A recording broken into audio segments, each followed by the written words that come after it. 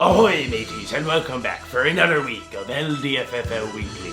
This week features dominance, despair, and a dead reckoning for some of our landlubber shipmates. So climb on board and you'll hear a tale towards a championship. Okay, I'm not gonna do that fucking voice for the whole recap, but G-Berg's team is swabbing the poop deck after yet another loss. Somehow, his team is eating more shit than Angelo's, which is about as bad as it can get.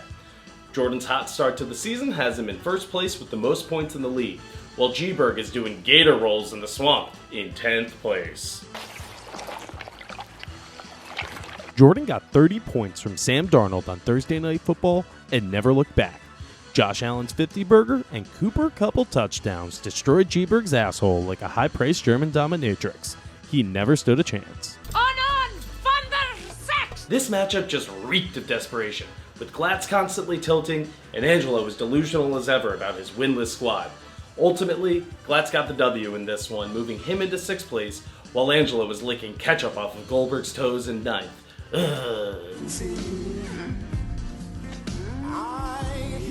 Thanks to DJ Moore, Glatz was able to jump out to a 20-point lead on Thursday Night Football. Tom Brady's 37.29 points and Saquon Barkley's return to form proved to be enough for Glatz to outlast a guy who decided to take shrooms at 11:30 a.m. on a Tuesday.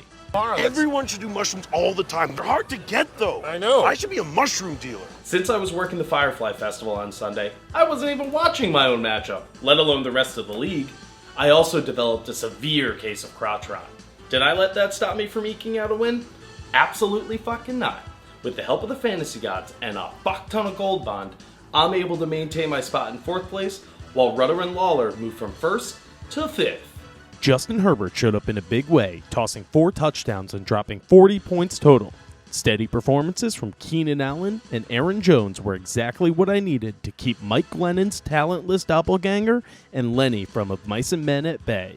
Even the guy who can't think says something, you guys just stand there? The highest scoring matchup of the week saw Ross and Packy battle it out against Mancy through all of Sunday and into Monday Night Football.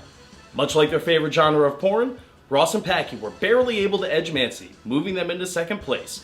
That sad sack of shit Money Mike joins the swamp in 8th place, right where he belongs. Patrick Mahomes' late-game surge, Kirk Cousins and Justin Jefferson combining for 64 points, and Kareem Hunt's 27 points were just enough to squeeze out a win in this one.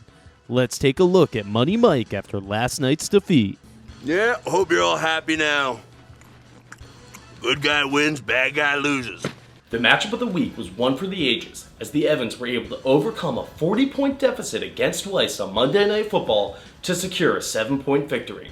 This win was especially important for the defending champs, as they're able to stay afloat in 7th place, while Weiss's consistent performances through the first 3 weeks have him in 3rd place. Here's how the Evans handled the win. Weiss hopped out to an early lead on Sunday thanks to Kyler Murray, Alexander Madison, and Jamar Chase. The Evans needed a Monday night miracle, and wouldn't you believe it? Them Cowboys delivered.